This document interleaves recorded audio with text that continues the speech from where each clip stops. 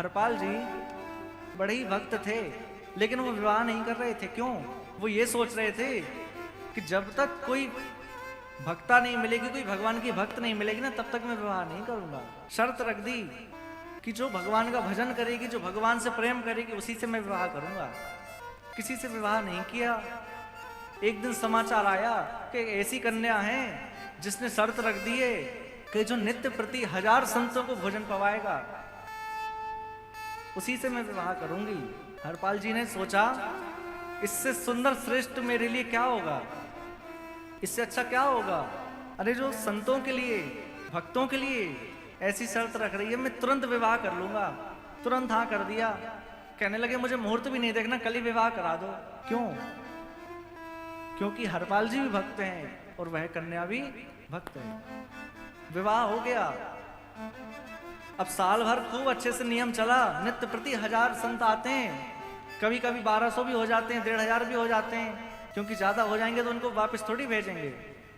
खूब संतों का भोजन कराते थे हरपाल जी, इतना भोजन कराते थे, कभी कभी 2000 संत हो जाएं, लेकिन कभी मना नहीं करते थे। अब काम कुछ करते नहीं थे, जो पहले का धन रखा हुआ था उसी से सब खिला रहे थे।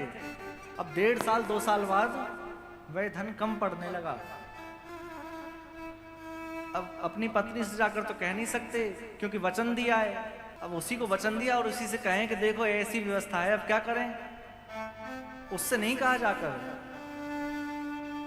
उन्होंने जाकर बाजार में लोगों से उधार लेना शुरू कर दिया। अब पुराने सेठ तो थे ही हरपाल जी, लोगों ने उधार देना भी शुरू कर दिया कि चलो लौटा देंगे। लेकिन एक बार ऐसी स्थिति आ गई कि लौटा भी नहीं पाए। अब तो पूरे बाजार में चर्चा हो गई कि भैया हरपाल सेठ अब सेठ नहीं रहा, अब उसको पैसे देना मतलब अपने पैसे डुबाना है, अब वो सेठ नहीं है। अब तो उन्हें कर्जा मिलना भी बंद हो गया। अब हरपाल जी ने चोरी करना प्रारंभ कर दिया। किस लिए? अपना घर चलाने के लिए नहीं, संतों का भंडारा चलाने के लिए चोरी करने लगे। आप लोग मत करने लगना ऐसा। चोरी करना प्रारंभ कर दिया। लेकिन क्या चोरी करते हैं? पैसा नहीं चुराते लोगों के घर से, लोगों के घर में जाते हैं, सेठों के घर में जाते हैं और उनके घर का अनाज, उनके घर का राशन चुरा लाते हैं। क्यों? क्योंकि भंडारा पवाना है, राशन चुरा लाते हैं। और उसमें भी भक्तों के घर नहीं जाते हैं, जो भक्त नहीं है, जो भगवान से मतलब नहीं रखते हैं, उनके घर जाके चोरी करते हैं। अब तो महाराज हरपाल जी जो है डाकू बन गए, हरपाल डाकू के नाम से प्रसिद्ध हो गए। भगवान इनकी साधु सेवा से खूब प्रसन्न हो गए, खूब प्रसन्न हो गए। और भगवान ने सोचा कि देखो बेचारा कितना परेशानी में है, डकैती करना पड़ रहा है। भगवान ने कहा कि चलो मैं जाता हूं, मैं इसकी कुछ व्यवस्था बना के आता हूं। भगवान ने सेठ का रूप धर लिया, हाथों में सोने की अंगूठी पहन ली, चैन पहन ली गले में, खूब सोना पहन लिया, सेठ जैसे बन गए और निकल के आने लगे। रुक्मणी जी ने पूछा प्रभु कहाँ जा रहे हैं? भगवान ने कहा कि देखो वो हरपाल भक्त है, उसकी मदद करने जा रहा हूँ, उसको देखने जा रहा हूँ। रुक्मणी जी ने कहा प्रभु मुझे भी ले चलिए। तो रुक्मणी जी भी एक सेठानी का रूप बना ली।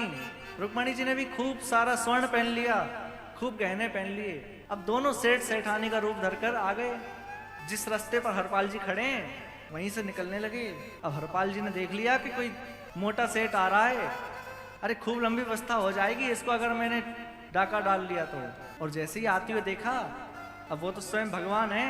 उन्होंने कहा, हरपाल जी से ही पूछ रहे हैं, अरे हमें वहां उस पार गांव जाना है, लेकिन हमने सुना है कि इस बीच वाले जंगल में हरपाल नाम का डाकू रहता है, क्या आप हमें उससे बचा लेंगे?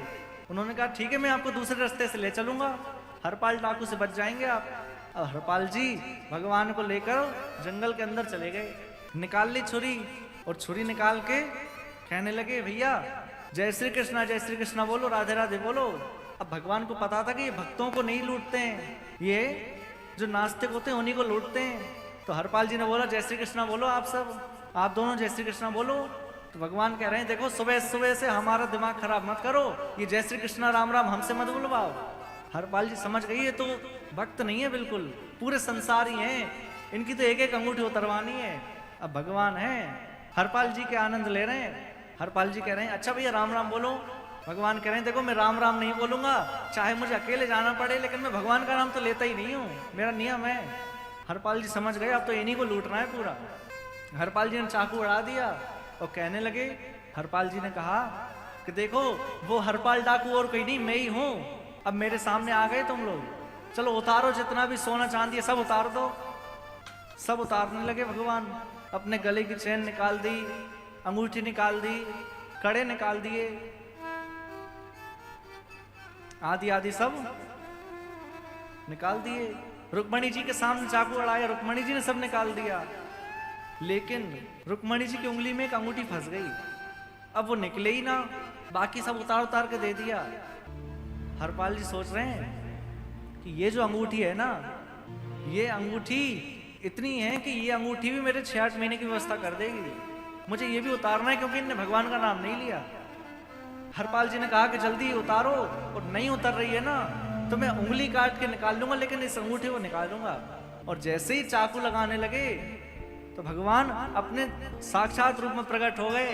सही द्वारिकाधीश और रुक्मणी महारानी प्रकट हो गई और देखकर हरपाल जी चरणों में गिर गए, रोने लगे।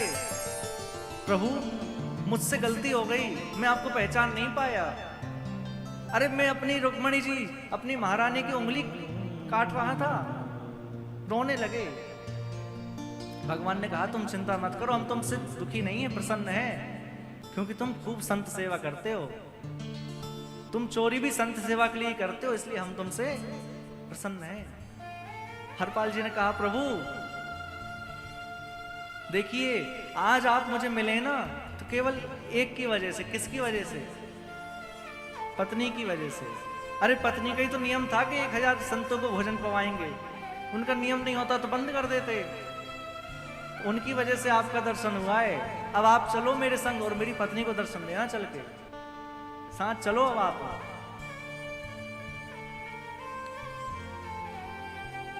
अब श्री कृष्ण और रुक्मणी ने छोटा छोटा रूप बना लिया, छोटे छोटे बालक बन गए दोनों।